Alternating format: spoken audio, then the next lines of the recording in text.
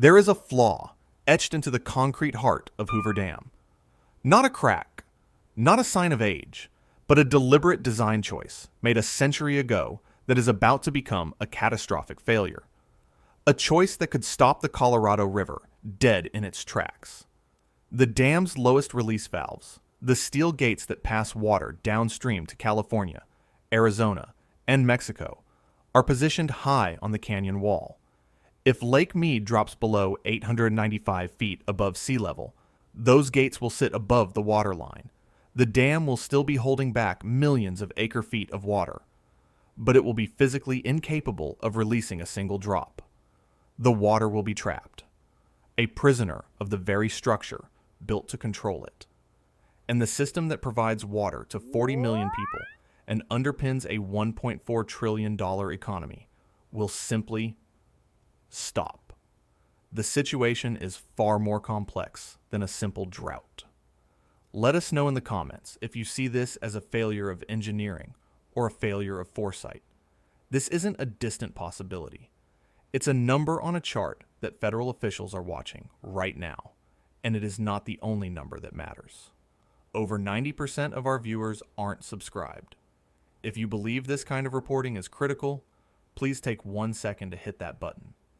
It is a small click that guarantees you won't miss the next development in this crisis, and it allows us to continue making these deep dives. Now let's get back to it. Long before the river turns off completely, the lights go out. There is another, higher line in the water that engineers fear almost as much. An elevation of 950 feet, it's called the minimum power pool. Below this line, Hoover Dam's massive hydroelectric turbines, the ones that generate power for 1.3 million people, have to be shut down. Not because there's no water, but because the water that's left will tear them apart. The phenomenon is called cavitation. When water pressure drops too low, something terrifying happens inside the turbines. The water literally begins to boil. Not from heat, but from the lack of pressure. It forms vapor bubbles. These bubbles aren't harmless. They are microscopic vacuums that travel with the flow of water until they reach a higher pressure zone. And then they collapse. Violently. The collapse is called an implosion, and it happens with such concentrated force that it generates shockwaves strong enough to rip chunks of metal off the turbine blades. Imagine thousands of tiny hammer blows, striking the steel every second. It sounds like gravel being churned through machinery, and the destruction is just as brutal. An operator who runs a turbine in cavitation isn't just risking damage. They are actively destroying a critical piece of American infrastructure. So they can't. They won't. Below 950 feet, the U.S. Bureau of Reclamation has no choice. The turbines go silent. The flow of electricity to cities in Nevada, Arizona, and California is severed, not reduced. Severed. A city like Phoenix could lose a significant portion of its power, not because of a storm or a grid failure, but because of a water level measurement taken hundreds of miles away. This is the impossible choice facing Ms. Camille Kalimlim Tutin, the Commissioner of the Bureau of Reclamation. Appointed in 2021, she is the lead federal official managing a crisis that was set in motion before she was born. Every projection, every water flow model crosses her desk, and every model shows the 950-foot line getting closer. In May of 2026, the Bureau invested $52 million for new turbines, machines specifically optimized to work in the dangerously low water levels that are now the new reality. It was an admission, a quiet acknowledgement that the world the dam was built for is gone, and the machinery of the 20th century is no longer fit for the 21st. The debate over whether to prioritize power generation or water releases downstream is no longer theoretical. It's a real-time battle over dwindling resources. Who should get the last drops? The cities that need power or the farms that need water? It's a question with no right answer. The fatal flaw wasn't a mistake made during construction. It was an error made in a hotel room in Santa Fe, New Mexico, more than a decade before the first bucket of concrete was ever poured. It was a math problem. On November 24, 1922, representatives from 7 states gathered to sign the Colorado River Compact. They were men of their time, driven by ambition and an unquestioned faith in manifest destiny. Men like Elwood Mead, the reclamation commissioner, whose name would one day be given to the reservoir itself. Their task was to divide the river, to allocate its seemingly infinite flow and pave the way for the growth of the American West. They based their calculations on the best data they had, flow measurements taken over the preceding 2 decades. And those decades were wet, unusually, historically wet. The river gauges showed an average annual flow of 16, maybe even 18 million acre-feet of water. So they took that number, carved it up, and signed a document that promised 15 million acre-feet per year to the states of the basin. It was the foundational document for a century of development, a legal promise etched in paper. And it was built on a lie. The river was never that wet. Scientists would later use paleoclimatology, the study of tree rings, to reconstruct the river's flow over hundreds of years. The rings told a different story, a story of a much drier, more volatile river. The true long-term average flow wasn't 16 million acre-feet. It was closer to 12 or 13 million. The river, in legal terms, was already bankrupt before Hoover Dam even existed. The compact had promised water that the river simply did not have to give. When construction began in Black Canyon in 1931, nobody knew.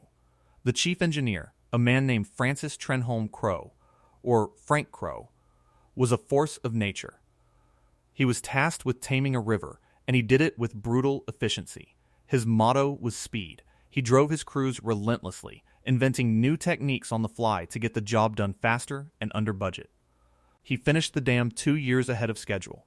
On March 1st, 1936, the colossal structure was handed over to the federal government, a 726-foot tall monument to humanity's power to dominate nature. But it was a monument built on the flawed assumptions of 1922. The placement of the penstocks, the height of the outlets, the capacity of the turbines. Every decision was based on the vision of a bountiful river, a river that could fill a reservoir to 1,219.6 feet above sea level and keep it there. For a while, it seemed to work. In July of 1983, the dream was more than real. After a series of wet winters, Lake Mead reached its all-time peak elevation. Water poured over the dam's spillways for the first time, a spectacular display of abundance. A confirmation of Crowe's and Mead's vision. It was the last time it would ever happen. The year 2000 marked the beginning of the end of that world, the start of a megadrought, the worst the region has seen in 1,200 years, supercharged by a warming climate, and the lake began to fall. The iconic white bathtub ring appeared on the canyon walls. It's not scum or residue. It's calcium carbonate, thick mineral deposits baked onto the sandstone, a stark geological scar marking how much has been lost, foot by foot, year by year. The water debt that had been accumulating silently since 1922 was finally coming due. As the lake receded, it exposed history. The foundations of St. Thomas, a town submerged in 1938. Decades-old shipwrecks. It was as if the lake was giving up its dead as it died. By July of 2022, the water level hit its historic record low, 1,040 feet. The promises of 1922 had met the reality of 2022, and reality was winning. The fight over this water is pitting state against state, city against city. The crisis isn't just about Hoover Dam, it's about the entire system. If you believe this information is vital, hitting the like button and sharing this video helps more people understand just how connected this crisis really is. The fate of Lake Mead is not decided at Hoover Dam. It is decided 250 miles upstream at the foot of another concrete behemoth, Glen Canyon Dam. The dam holds back Lake Powell, the nation's second largest reservoir, and its health is directly tied to Mead's. The entire Colorado River system is a cascade. Water released from Powell flows down the Grand Canyon and becomes the inflow for Mead. For decades, that relationship was stable. Not anymore. Lake Powell is in its own death spiral. Currently sitting at roughly 25% capacity, Its own turbines are facing the same threat of cavitation. Its own water levels are approaching a point of no return. To save Glen Canyon Dam, the Bureau of Reclamation has been forced into an act of desperation. They have started withholding water, robbing Peter to pay Paul. In recent planning, federal managers announced they would slash releases from Lake Powell by nearly 1.5 million acre-feet. That water, which should be flowing downstream to replenish Lake Mead, is now being held back in a desperate attempt to keep Glen Canyon's turbines spinning. It is a triage decision on a continental scale, and the consequences for Hoover Dam are immediate and severe. This single action is projected to accelerate Lake Mead's decline dramatically. The water that was supposed to buffer against the worst-case scenarios is gone. The projections are stark. This reduction in inflow is expected to slash Hoover Dam's own hydropower output by as much as 40% by late 2026. A 40% drop. It's a number so large it verges on the abstract, but its effects will be concrete. Rolling blackouts, skyrocketing electricity prices, an energy crisis born from a water crisis. What's happening is a slow-motion catastrophe, a domino effect engineered into the very system designed to prevent it. We built two giants, believing they would support each other. Instead, they are now pulling each other down. Each dam's survival comes at the direct expense of the other. The managers of the system are no longer managing for growth or stability. They are managing for failure, trying to decide which part of the system dies first. This terrible choice highlights the fundamental flaw of the entire arrangement. The system was built for abundance. It has no elegant way to handle scarcity. It just breaks down, piece by piece, as the managers are forced to sacrifice one part to temporarily save another. The choice to save Powell's power dooms Mead's. And as Mead drops faster, it races toward its own twin red lines, the 950-foot power pool and the 895-foot dead pool. The upstream decision has effectively put a timer on the entire lower basin, a timer that is now counting down much, much faster. In the middle of the driest desert in North America sits a city that has always known this day was coming, Las Vegas, a metropolis of 2.3 million people that gets 90% of its water from Lake Mead. And it is, paradoxically, the most secure city in the entire American West. While other states were trusting in a century-old compact, Las Vegas was preparing for the apocalypse. John J. Ensminger, the general manager of the Southern Nevada Water Authority, or SNWA, saw the writing on the wall years ago. He understood that conservation alone, while critical, wouldn't solve a problem of infrastructure. The existing water intakes, built in 1971 and 2000, were located at 1,050 and 1,000 feet, respectively. As the lake fell, they were becoming obsolete. In June 2026, Lake Mead slipped below the 1,050-foot mark, rendering the original intake number 1 entirely useless, exposed to the open air. Las Vegas was watching its lifeline evaporate. So they did something audacious. They decided to build an escape hatch. The project was called Intake Number 3 and the Low Lake Level Pumping Station. It cost $1.5 billion. It was a plan born of pure necessity. The goal was to drill a new tunnel, a third straw, that would pull water from the very bottom of the lake. Not near the bottom. The bottom. At an elevation of 875 feet. That number is critical. 875 feet. It is below the 895-foot dead pool threshold of Hoover Dam. Think about what that means. When the lake level drops so low that the dam can no longer release water to California and Arizona, when the Colorado River effectively stops at the Nevada border, Las Vegas will still be able to pump water. They built a drain in the bottom of the bathtub. The engineering was monumental. It required carving a massive cavern deep into the bedrock beneath the lake. From there, they sank a 535-foot deep access shaft and installed 34 submersible pumps, each weighing up to 79 tons. These pumps are capable of moving 900 million gallons of water a day, pulling it from the deepest part of the lake and sending it to the city. Construction finished in April 2020. In April 2022, as the lake level plunged, they turned it on for good. While farmers in Arizona and politicians in California were staring at the prospect of a complete cutoff, Las Vegas had quietly bought its own survival. It has been called the world's most expensive insurance policy. John Ensminger has been blunt about their position. In March of 2026, he said, "We are thoroughly prepared to fight like hell. If it comes to fighting to protect the water interests of Southern Nevada, we're ready. This isn't just about infrastructure. It's about power." Las Vegas, through sheer engineering and political will, has secured its water supply even in a dead pool scenario. They have decoupled their fate from the fate of the states downstream. When the day comes that Hoover Dam's gates are high and dry, the fountains on the Las Vegas Strip may be the only part of the lower Colorado system that still has water. It is a stunning display of foresight, and it creates a moral hazard of terrifying proportions. Las Vegas may survive. But it will survive by drinking the water that everyone else was counting on. The engineering is finished. The physical battle against the lake has been fought. Now the real war begins. It's being waged not with drills and concrete, but with lawyers and policy papers in closed-door meetings between 7 states, 2 countries, and the federal government.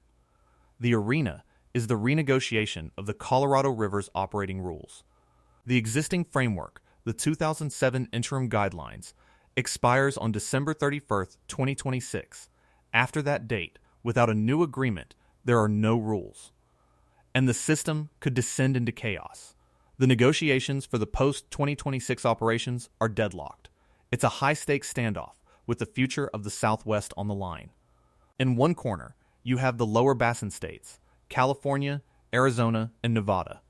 They historically used the most water and are now facing the most severe cuts. In the other corner are the upper basin states, Colorado, Utah, Wyoming, and New Mexico. They feel they have a right to develop their share of the river, water that was allocated to them in 1922, but which they have not yet fully used. The players are dug in. J.B. Hamby, the Colorado River Commissioner for California, represents the state with the largest and oldest water rights in the basin, a colossal 4.4 million acre-feet per year. He holds the best cards and is reluctant to fold. He stated the problem plainly in February 2026. Our real issue is not that we've run out of time. The problem is that we don't have sufficient compromise all around. Then there is Brenda Berman, the general manager of the Central Arizona Project and a former commissioner of the Bureau of Reclamation herself. Arizona stands to lose the most under some proposed federal cuts, which would devastate its agricultural sector and burgeoning high-tech industries. Her position is defiant. "Our message is clear," she said. "The DS alternatives threaten to tear apart a generation of careful water management." She calls the federal proposals that would disproportionately impact her state unacceptable. And in the middle is Nevada, represented by John Ensminger, who has already built his state's lifeboat with the Low Lake level pumping station, giving him a unique and powerful position at the table. The lower basin states, in a rare moment of unity, put forward a joint proposal in May 2026. The plan is to conserve an additional 3.2 million acre-feet of water by 2028, a massive cutback designed to prop up the reservoirs and stave off federal intervention. But the upper basin sees this as the lower basin, trying to solve a problem of its own making, while still consuming the lion's share of the river. The federal government, led by Commissioner Touton, looms over the entire process, threatening to impose its own solution if the states cannot agree. That is a scenario no one wants, as it would likely lead to decades of litigation. The states are fighting over a shrinking pie, each trying to protect their own interests, all while the pie itself is baked by a climate that is getting hotter and drier every year. The negotiations are no longer about dividing abundance. They are about allocating scarcity. And no one wants to be the one who has to tell their citizens that the water is gone. This story is unfolding in real time, with the future of 40 million people hanging in the balance. We are committed to tracking every development. I know we've mentioned it before, but with a crisis this complex, it's easy for updates to get lost in the noise. So many people who value this reporting forget to subscribe. If you've made it this far, you're clearly invested in the outcome. Please take that 1 second. It ensures you won't miss our follow-up when these critical negotiations reach their breaking point. So, where does this end? The uncomfortable truth is that it may not. The engineering marvels of the 20th century are being overwhelmed by the environmental realities of the 21st. We are facing a problem that may not have a purely technical solution. The latest 24-month study from the Bureau of Reclamation, released in May 2026, offers a grim forecast. It projects that Lake Mead could plunge to 1,020 feet by July 2027. This would be a new, shocking all-time low, blowing past the previous record set in 2022. It would put the lake just 70 feet above the minimum power pool and dangerously close to a complete shutdown of hydropower. These are not worst-case scenarios from a distant climate model. These are the federal government's own operational projections for the immediate future. The system is flashing red alerts. The response has been a series of desperate, short-term fixes. The $52 million investment in new low-head turbines at Hoover Dam is a perfect example. It's a reactive, not a proactive, measure. It's an attempt to retrofit a dying system, to squeeze the last few kilowatts out of a retreating lake, rather than addressing the core imbalance between what the river provides and what we demand from it. The very concept of the dam as a symbol of permanent control over nature is being tested. For a century, Hoover Dam stood as a testament to human ingenuity. Now, it stands as a testament to its limits. The fatal flaw, the outlets being too high, isn't just a technical issue, it's a philosophical one. It represents a failure of imagination. The builders, in all their brilliance, simply could not imagine a world where the water would fall this far. They could not conceive of a river that would betray their calculations so completely. And beneath the falling water levels, a separate threat is building. As the lake shrinks, the concentration of minerals and salts in the remaining water increases. Water quality degrades. Furthermore, the shrinking lake exposes shorelines contaminated with legacy pollutants from decades of industrial activity. Every foot the lake drops risks remobilizing these toxins. Las Vegas's third straw may guarantee them access to water, but it doesn't guarantee that the water will be clean. We are drifting into uncharted territory. The old rules no longer apply. The old infrastructure is revealing its hidden failures. The states are locked in a political prisoner's dilemma, where the rational choice for each individual state is to protect its own interests, leading to a collectively catastrophic outcome. Federal proposals to radically replumb the system, even talking about bypassing Glen Canyon Dam entirely to let the river run more freely, show how profoundly the thinking has shifted. The era of giant centralized dams may be coming to an end. The final question isn't about engineering. It's not about whether we can drill another tunnel or build a higher dam. The question is one of acceptance. Can 40 million people in an arid land accept the truth that the river is not what they were promised?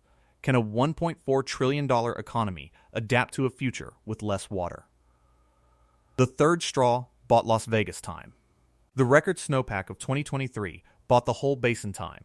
Time for conservation to take hold. Time for policy to catch up with physics. Time for a new agreement to be forged. But that time is running out. The dam stands silent watch over a diminishing lake.